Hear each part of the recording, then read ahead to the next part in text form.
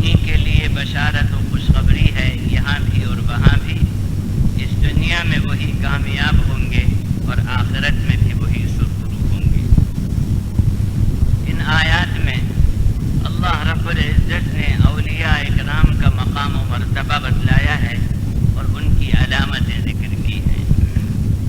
اولیاء اکرام کا مقام و مرتبہ بہت اونچا ہے۔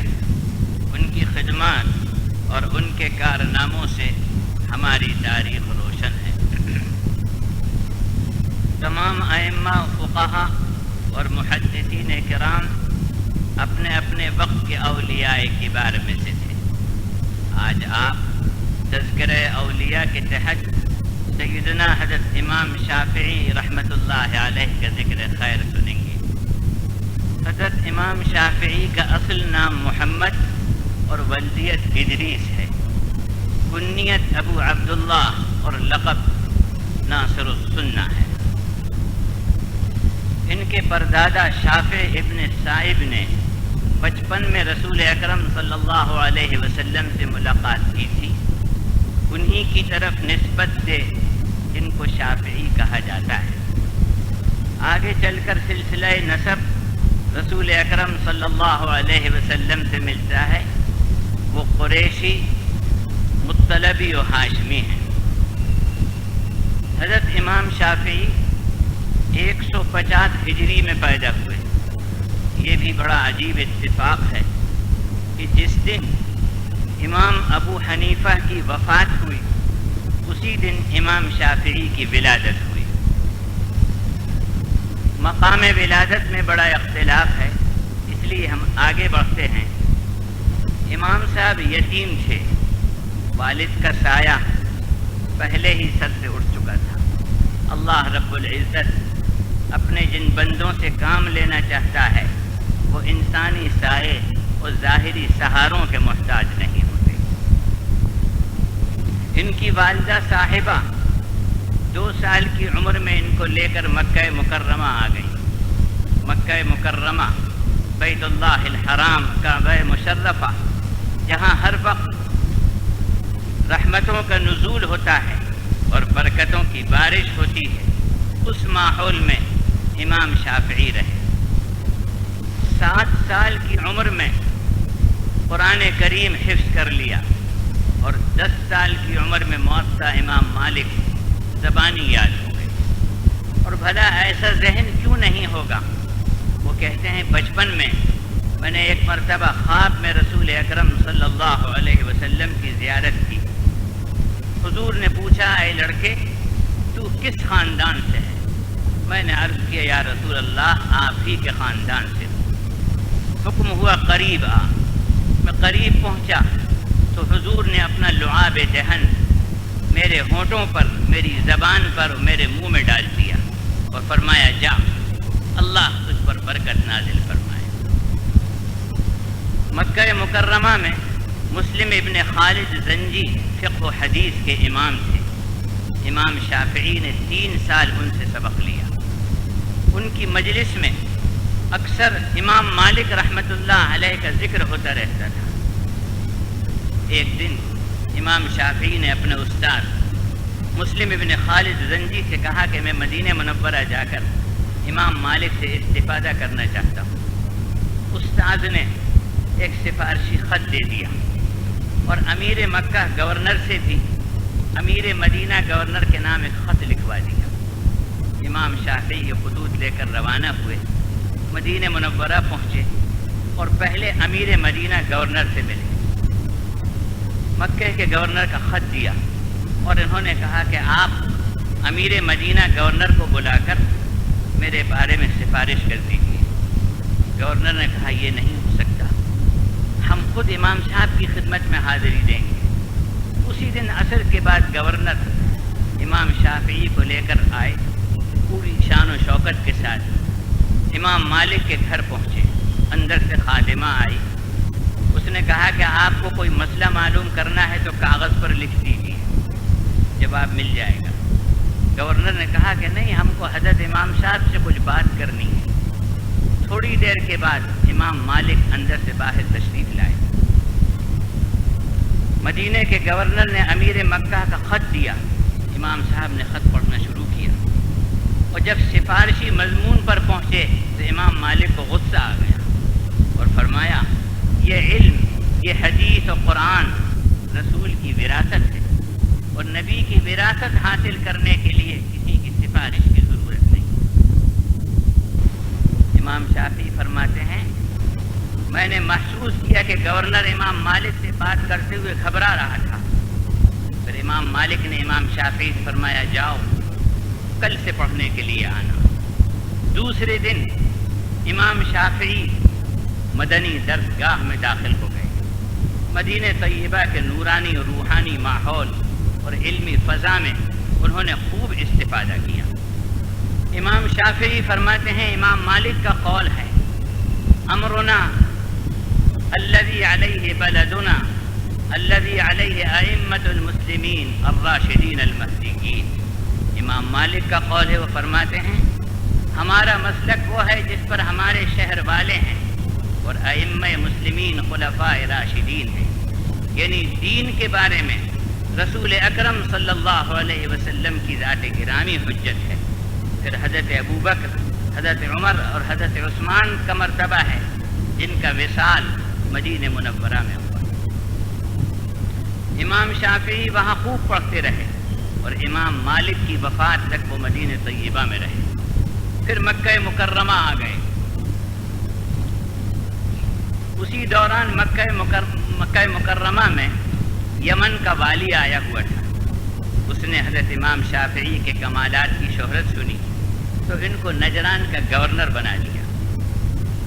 حضرت امام شافعی اللہ کے ولی، اللہ سے ڈرنے والے، انصاف کرنے والے، مظلوموں کی مدد کرنے والے، رشوت اور دوسری برائیاں جو اس وقت سماج میں پھیلی ہوئی تھیں ان سے بہت دور رہتے تھے۔ امام شافعی کو اہل بیت سے بڑی محبت تھی، اور وہ کون سا دل ہوگا جس دل میں نبی کی محبت ہو اور نبی کے گھر والوں کی محبت نہ ہو۔ حب نبی تو ایمان کی بنیاد ہے، اسلام کی جان ہے۔ جس دل میں نبی کی محبت ہوگی تو نبی کے گھر والوں کی محبت بھی ضرور ہوگی۔ اس موضوع پر مولانا قاضی اطہر مبارک پوری نے خوب لکھا ہے۔ حضرت امام شافعی حب رسول اور آل رسول کی محبت میں سرشار۔ بعض لوگوں نے کہنا شروع کر دیا کہ معلوم ہوتا ہے امام شافعی شیعہ ہو گئے یا رافضی ہو گئے کہ اس قدر محبت کرتے ہیں وہ آل علی سے۔ جب امام شافعی نے یہ سنا تو انہوں نے ایک شعر کہا، آپ بھی سن لیجیے وہ شعر۔ انہوں نے فرمایا ان کان وفقا حب آل محمدی فلیشہد الثقلان انی رافضی۔ اگر آل رسول کی محبت کا نام تمہارے نزدیک رافضی شیعہ ہونا ہے تو تمام دنیا کے انسان و جنات گواہ رہیں کہ اس معنی میں تو پھر میں بھی رافضی ہوں۔ مگر وہ زمانہ تھا ہارون رشید کا، اور ہارون رشید کو اہل بیت سے عداوت، ہوا پرستوں کو، رشوت خوروں کو موقع مل گیا۔ انہوں نے ہارون رشید کو لکھا کہ محمد ابن ادریس شافعی اہل بیت سے محبت کرتے ہیں اور در پردہ ان کی مدد کرتے ہیں، اور خاندان اہل بیت پھر خلافت کا خواب دیکھ رہا ہے۔ اگر یمن کی خیر چاہتے ہیں آپ تو محمد ابن ادریس کو نکال دیجیے اور ان کو سزا دیجیے۔ ہارون رشید یہ پڑھ کر بہت غصے میں آ گیا اور اس نے حکم دیا کہ محمد ابن ادریس شافعی اور تمام سادات کو گرفتار کر کے دارالخلافہ بغداد روانہ کر دو۔ چنانچہ حضرت امام شافعی اور تمام سیدوں کو گرفتار کر کے بغداد بھیج دیا گیا۔ کئی سیدوں کو شہید کیا گیا۔ ایک دن امام شافعی کی باری تھی کہ آج ان کو بھی قتل کیا جائے گا اور شہید کر دیا جائے گا۔ امام شافعی نے ہارون رشید کے سامنے ایسی زبردست تقریر کی کہ وہ لرز گیا، اور اس نے سزائے موت کو سزائے قید میں بدل دیا۔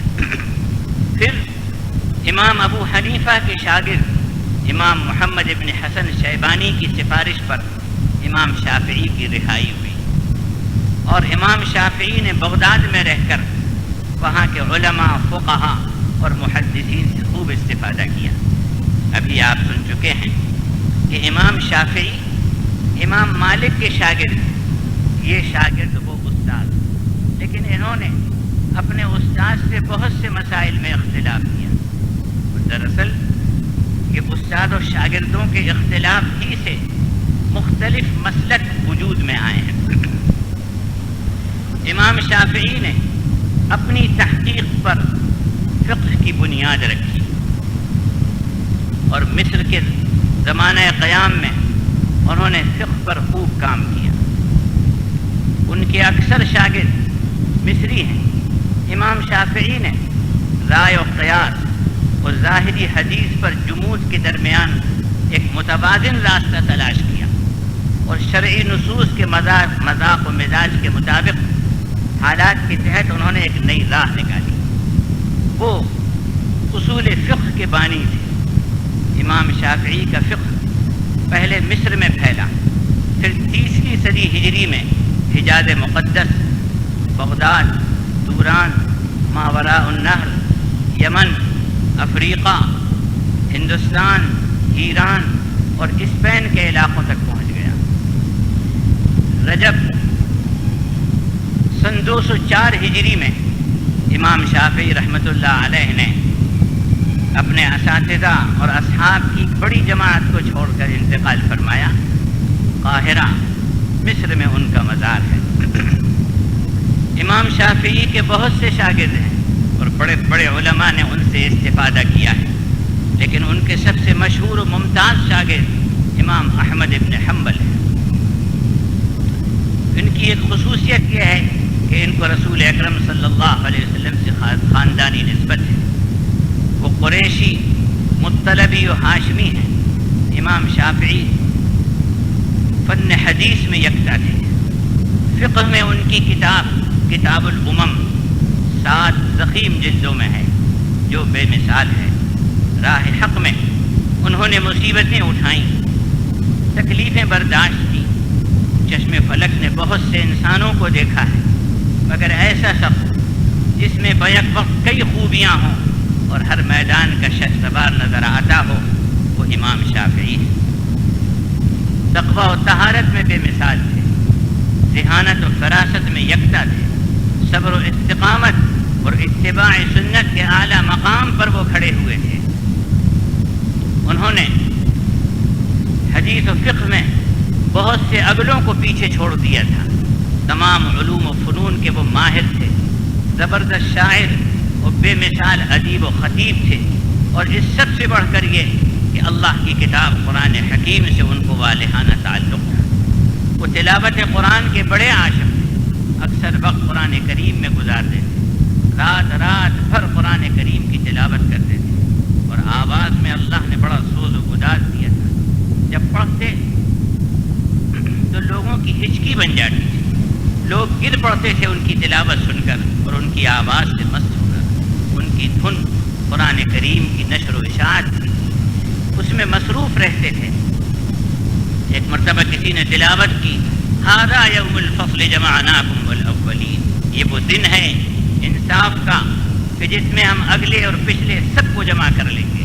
زار و قطار رونے لگے، کانپنے لگے امام شافعی رحمۃ اللہ علیہ۔ آج آپ امام شافعی رحمۃ اللہ علیہ کا ذکر خیر سن رہے ہیں، اس سے یہ سبق لیجئے کہ ہم بھی قرآن کریم سے محبت کریں گے، قرآن پڑھیں گے اور سنیں گے، قرآن سمجھیں گے اور عمل کریں گے، اور قرآن کا پیغام دوسرے انسانوں تک پہنچائیں گے۔ اللہ رب العزت ہم کو اس کی توفیق دے، اور حضرت امام شافعی کو قرآن سے جو نسبت و تعلق تھا، اللہ اس کا کوئی ذرہ ہم کو نصیب فرمائے۔ وآخر دعوانا ان الحمد للہ رب العالمین، والصلاة والسلام على اشرف المرسلین وعلى آلہ وصحبہ اجمعین۔ بارک اللہ لی ولکم فی القرآن العظیم، ونفعني وإياكم بالآيات والذكر الحكيم، إنه تعالى جواد كريم قديم ملك بر رؤوف رحيم ورب حليم۔